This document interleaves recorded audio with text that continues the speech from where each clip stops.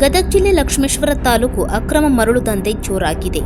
ನೋಡಿ ವೀಕ್ಷಕರೇ, ಮರಳು ಗಣಿಗಾರಿಕೆ ಅವ್ಯಾಹತವಾಗಿ ಸಾಗುತ್ತಿದ್ದ ಗ್ರಾಮಗಳಾದ ಅಮ್ರಾಪುರ, ಹುಲ್ಲೂರು, ನೆಲುಗಲ, ಬುದಿಹಾಳ ಹಾಗೂ ಕೋಗ್ನೂರಿನಲ್ಲಿ ಅಕ್ರಮ ಮರಳು ಗಣಿಗಾರಿಕೆ ಹಾಡುಹಗಲೇ ಸಾಗುತ್ತಿದೆ. ಲಕ್ಷ್ಮೇಶ್ವರ ತಾಲೂಕಿನ ಸುರೋಣಗಿ ಗ್ರಾಮ ಅಕ್ರಮ ಮರಳುಗಾರಿಕೆಯ ಕೇಂದ್ರ ಬಿಂದುವಾಗಿದೆ.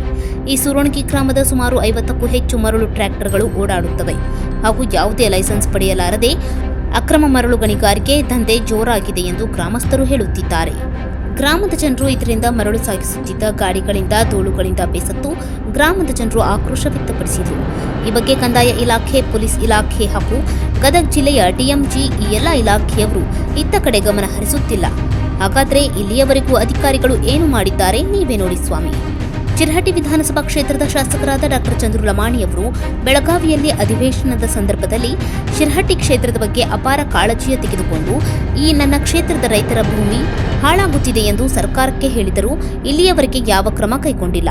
ಹಾಗಾದರೆ ಅಧಿಕಾರಿಗಳು ಕೂಡ ಅಕ್ರಮ ಮರಳು ಸಾಗಾಟ ಮಾಡುವವರ ಜೊತೆ ಕೈ ಜೋಡಿಸಿದ್ದಾರೆ ಎನ್ನುವ ಸಂಶಯ ಬರುತ್ತದೆ. ಇನ್ನು ಮುಂದುವರೆದು ಇಲ್ಲಿಯವರೆಗೂ ಸಹ ವಾಹನಗಳನ್ನು ತಡೆಯುವಂತ ಕೆಲಸ ಮಾಡುತ್ತಿಲ್ಲ.